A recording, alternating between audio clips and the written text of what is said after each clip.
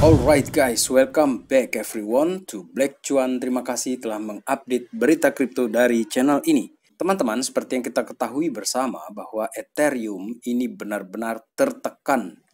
Akan tetapi ada sinyal yang sangat menarik, yang sangat sayang juga untuk kita lewatkan. Ini berkaitan dengan likuiditas global, teman-teman. Jadi sekarang ini banyak yang sudah meneriakan, atau warganet ya di Twitter ataupun di YouTube sudah pada bilang kita ini sudah di bear market, teman-teman. Oleh karena itu juga ya, saya ingin memperlihatkan mengenai CMC Crypto Fear and Greed Index yang berada di 35. Ini adalah angka fear, teman-teman, di mana orang-orang biasanya melakukan pembelian di area-area di sini. Akan tetapi tidak sedikit orang yang sekarang sudah bear market feelingnya ya, perasaannya udah bearish banget, maka itu menyebabkan keadaan pasar ini seolah-olah tidak lagi punya harapan untuk terjadi kenaikan.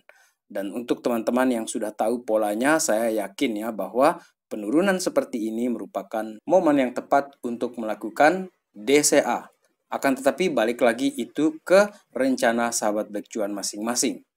Dan untuk sahabat Black Cuan yang menyatakan bahwa ini sudah tidak akan lagi ada namanya alt season, saya kira secara logika itu memang make sense ya teman-teman, karena kripto ini akan terjadi sebentar lagi ya, sebentar lagi mencapai 11 juta coins ataupun token.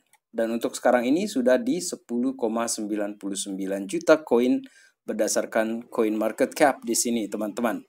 Akan tetapi guys, kayaknya kita perlu berpikir ya, yang banyak ini apa? Bahkan semalam itu bisa jadi 1 juta token mereka bikin ini. Yang paling banyak itu ada di meme, teman-teman. Oleh karena itu, penurunan yang brutal terjadi sekarang ini, sahabat Black Cuan, itu kebanyakannya ada di meme. Karena 47 miliar US dollar ini kena sapu, itu hanya di space meme coin sendiri, teman-teman. Atau di meme coin space dalam 3 minggu ini. Jadi ini brutal banget ya turunnya. Kemudian kita juga jangan lupa teman-teman ya, ini saya ingin tambahkan bahwa naik turunnya Bitcoin ini benar-benar didrive oleh news sahabat Black Cuan. Dan ini dipost oleh Zero Hedge, teman-teman. Kenapa dia menyatakan bahwa ini karena news yang mendrive?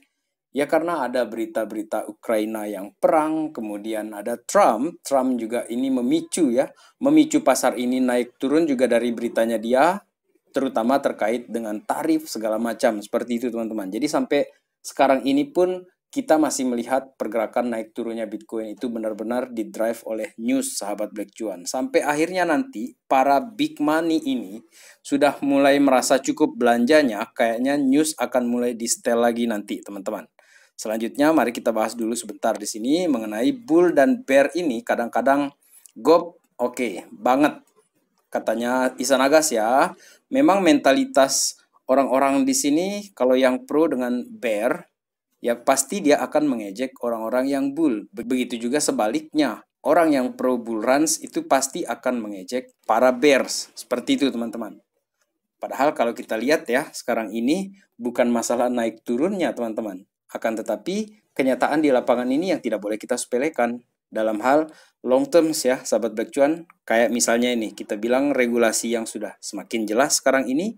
Stablecoin bill, Bitcoin Strategic Reserve yang bakalan didorong oleh industri ini. Dan tentu saja dalam waktu ke depan akan membuat industri kripto ini berada pada level yang jauh lebih gila teman-teman. Sementara itu sahabat Black Cuan, kita yang berteriak bear bull seperti itu ya, Bitcoin ternyata anteng-anteng. Yang menangis itu memang altcoins. Dan pertanda Bitcoin masih kuat adalah para whales ini masih aja belum tobat-tobat, mereka beli terus Bitcoin seperti ini teman-teman. Yang jelas mereka tahu sesuatu yang kita tidak tahu. Dan apabila kita lihat perbandingan antara BTC.D dengan harga si Ethereum-nya sendiri juga sangat menarik. Karena BTC.D benar-benar berada di area supply dia di sini. Sementara untuk ETH per BTC guys, dia ini terjadi penurunan yang tajam dan ini membuat dia berada pada posisi in demand.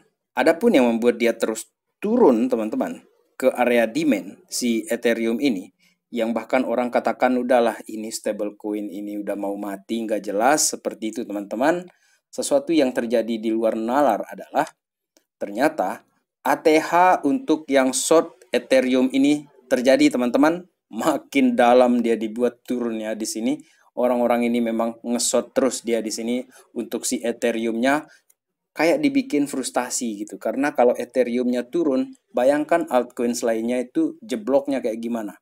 Sementara kalau kita kembali lagi ke postingan saya sebelumnya ya, ini dari Benjamin Cowen teman-teman, bahwa Ethereum per BTC ini masih mungkin, kalau katanya Ben itu, akan go home, akan pulang ke area di bawah ini teman-teman, sebelum akhirnya nanti dia akan terjadi pemantulan kenaikan harga. Siapkah kita seandainya ini terjadi, si Ethereum-nya di drag lagi turun lebih dalam lagi di sini untuk Ethereum per BTC-nya, sampai akhirnya QT itu digantikan oleh QE, quantitative easing.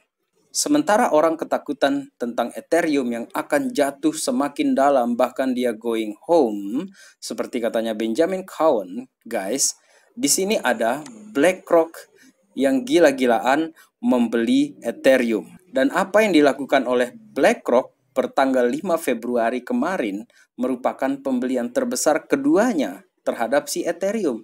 Bayangkan teman-teman, harga Ethereum turun, tetapi BlackRock-nya memborong lebih banyak.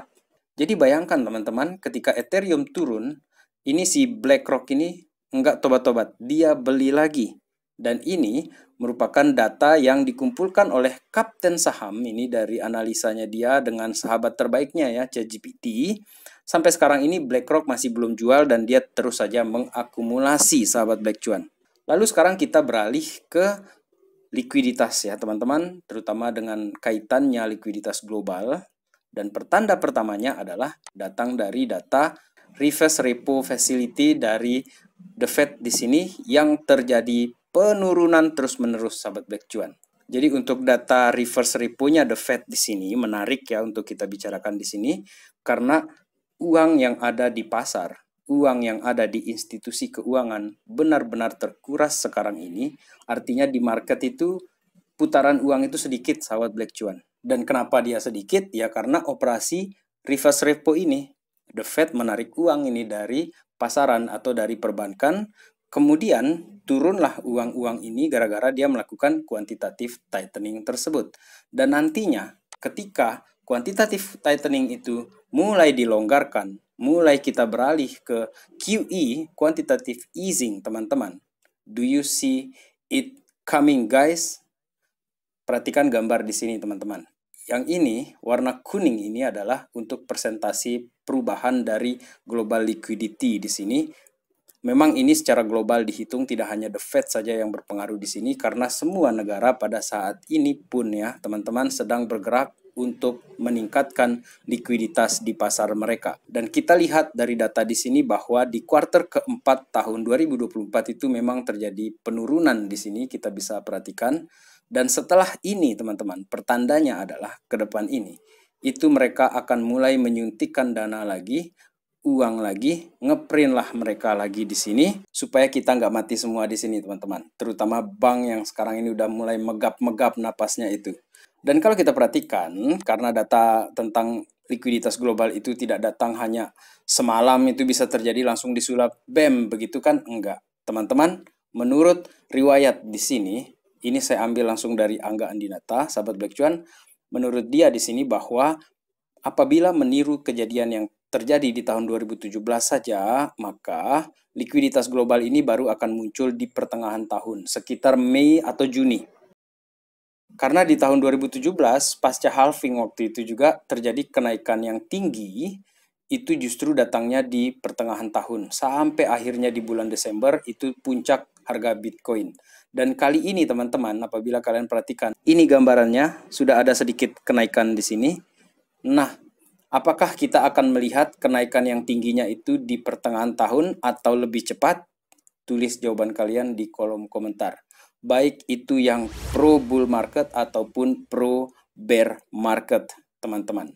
Dan untuk sahabat Black Cuan yang mungkin ya diejek karena tidak ada all season segala macam, ataupun yang sudah meyakini ini kita bear market, sahabat Black Cuan, untuk altcoin Golden Cross di sini kita perhatikan dengan time frame yang 1 minggu di sini sahabat Black Cuan, ini akan membentuk Golden Cross dan menarik untuk kita lihat apabila nanti garis biru ini mulai crossing dia ke atas teman-teman. Itu artinya crypto total market cap yang mengecualikan BTC di sini teman-teman akan mulai kelihatan arah yang positif ke depan ini. Dan untuk sahabat Black Cuan yang mungkin bertanya, ini saatnya buy atau menunggu? Teman-teman, untuk saya pribadi di sini, salah satu koin yang sudah saya beli ya, teman-teman, meskipun akhirnya dia turun lagi, yaitu BIM di sini. Saya belinya itu di 16, teman-teman. Di 16. Saya kira dia sudah tidak turun lagi dan ternyata turun, teman-teman. Itulah saya katakan bahwa ini bukan nasihat keuangan, not financial advice, guys. Saya lebih banyak salahnya di sini ketimbang benarnya. Dan ketika saya melakukan pembelian, malah dia terjadi penurunan. Saya kira kuat ya support di sini dan terjadi penurunan seperti ini. Dan akhirnya teman-teman, saya beli lagi. Saya coba masuk sedikit di 16 dan ternyata dia turun lagi. Dan di 0,009 ini saya beli lagi. Jadi teman-teman masih ingat ya, ketika pertama kali saya bicara tentang BIM, itu di tahun 2023 dan belinya juga di 0,009. Dan ketika harganya sudah terjadi ya, kembali modal lah bahasanya, 0,009 menjadi 0,018, itu mulai modal kita keluarkan pelan-pelan sampai akhirnya utuh modal itu keluar sahabat Black Cuan. Dan lagi-lagi untuk si BIM di sini, tolong jangan ini ditiru teman-teman, karena takutnya nanti kalian sangkutnya lebih lama. Dan buat teman-teman yang mungkin sudah punya BIM atau sudah membeli BIM di area-area 0,01 atau 0,009, teman-teman, mari kita tunggu seperti apa kejutan dari likuiditas global ataupun kebijakan The Fed yang akan datang di tahun ini. Dan sekian video kita kali ini. Terima kasih telah menonton, teman-teman. In the meantime, let's enjoy the ride, guys. Salam Black Cuan. Peace, my friend.